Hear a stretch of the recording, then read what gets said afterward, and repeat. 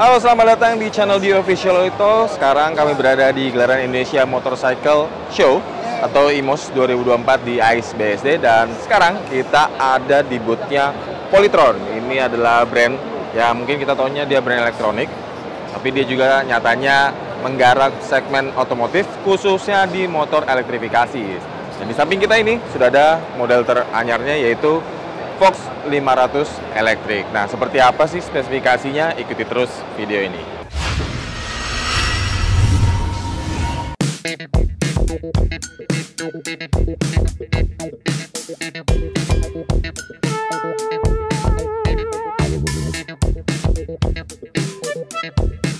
Nah, kalau kita lihat desainnya, ini sebenarnya punya gaya untuk untuk santai, untuk cruising. Dan sebenarnya kalau kita lihat, ini mirip-mirip seperti motor tetangga, yaitu motor Maxi, ya sebut saja NMAX dan teman-temannya. Dilihat dari tampangnya yang punya dimensi yang cukup besar, kemudian bagian belakangnya yang juga punya siluet tubuh yang cukup, bisa dikatakan dia cukup montok ya. Namun ini menggunakan tenaga listrik atau mengandalkan baterai untuk memutar roda, yaitu motor listriknya ada di bagian tengahnya. Nah, kalau lihat lagi tampilannya, dia punya windshield di depan. Ini tentunya akan membantu untuk menahan terpaan angin. Untuk cruising ataupun ini juga untuk keseharian sih, ini tentunya akan menunjang banget ya. Nah, kalau kita dari segi bagian bawahnya, dia sudah pakai sistem pengereman cakram. Dan cakramnya ini nggak cuma di depan, tapi juga di belakang. Ini double cakram. Kemudian juga penggunaan ban yang cukup tebal, ukurannya 110/70, dan ringnya sendiri ini ring 14. Nah, kalau kita lihat peleknya juga menggunakan pelek dengan motif two-tone yang punya palang cukup tebal. Ini tentunya akan memberikan kekuatan pada sektor kaki-kaki. Nah, kalau kita lihat geser ke belakang, sebenarnya Polytron mampu membuat desain yang cukup apik. Ini terasa compact, futuristiknya dapat juga, dan kalau dilihat clean banget tampilannya dengan build quality yang cukup oke, dan finishingnya juga oke. Kalau kita lihat geser ke belakang, tentunya dia nggak punya knalpot ya, karena ini adalah motor listrik, dan motornya itu ada di bagian tengah sini, dan dia akan terhubung dengan belt untuk memutar roda belakang. Nah, untuk roda belakang sendiri dia punya dimensi atau ukuran 14 inci dan dibalut dengan ban 140/60. Ini tentunya akan memberikan kemampuan traksi yang sangat baik. Oke, sebelum kita bahas performanya, kita lihat dulu bagian area pengendaliannya, di mana untuk kuncinya ini model yang biasa ditemukan di motor-motor sekarang. Dia punya fungsi locknya juga. Dan untuk membuka joknya juga bisa diakses lewat sini. Tinggal diubah ke area seat, kemudian dipencet nanti kebuka. Kemudian juga ada charge-nya atau untuk colokannya. Ini ada di tengah sini, di deck. Ini mirip-mirip seperti motor bensin posisinya sebenarnya. Dan ini tentunya akan memudahkan saat posisi charging. Nah, kalau kita lihat ke atas, di panel instrumennya ini sudah menggunakan teknologi digital, tapi digabungkan dengan analog. Untuk odometernya dia kasih analog, untuk speedometernya analog, kemudian ada indikator di sebelah kanannya. Nah, menariknya di sini banyak tombol di kiri kanan. Kalau di kiri ya standar lah, seperti sen, kemudian klakson, lampu jauh, dan ada fitur tombol hazard. Sementara di sebelah kanannya ini cukup menarik karena ini berhubungan dengan pengendalian. Ada cruise control, ini dia akan menetapkan kecepatan di 40 km/jam. Jadinya motor akan berkendara tanpa perlu digas. Nah, kemudian ada mode, ini ada speed mode. Mode ini adalah drive mode ya, kalau di mobil itu drive mode, kalau di motor mungkin ride mode ya. Itu ada 3, ada eco, dia akan membatasi kecepatan maksimalnya 65 km/jam. Kemudian drive itu dibatasi kecepatannya di 95 km/jam.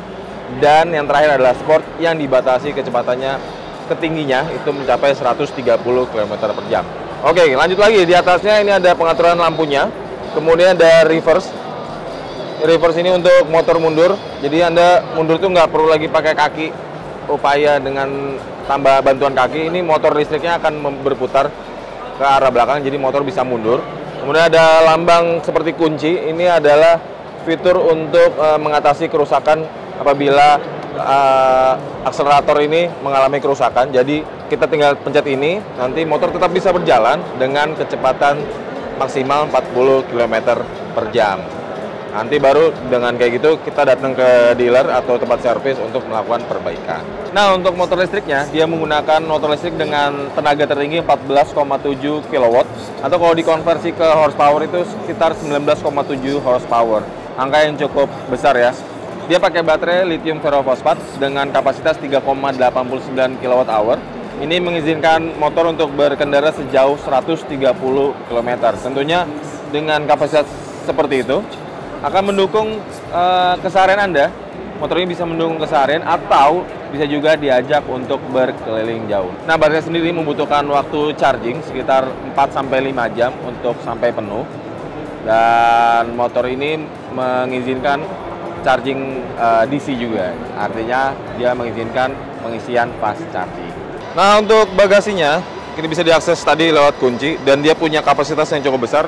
Enaknya dari joknya ini dia sistemnya bisa nahan ya, jadi kita nggak perlu dipegang gini dan nahan sendiri. Cuma memang kekurangan cuma satu, saat kita ngebuka dari kunci ini kita nggak tahu nih dia udah kebuka apa enggak dan nggak ada area untuk ngebuka gitu. Paling dari sisi kiri sini kayak gini nih, baru kita bisa ngangkat gini. Kalau dari sini agak sulit nih ngambilnya. Oke lah, itu no problem. Nah, untuk kapasitas dari bagasinya sendiri ini 41,7 liter.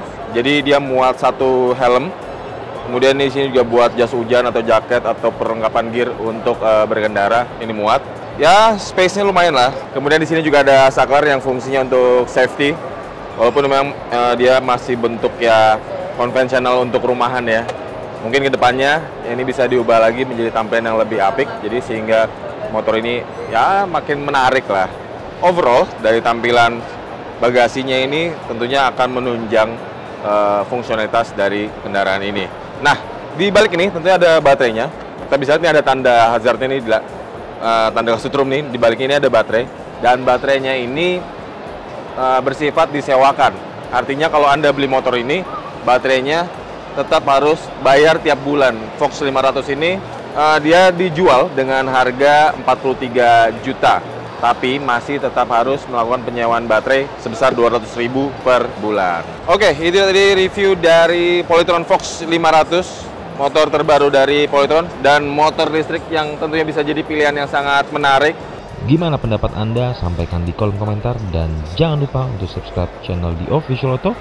Dan kita juga punya Carvaganza dan channel Zik Wheels Indonesia. Sampai jumpa di video berikutnya.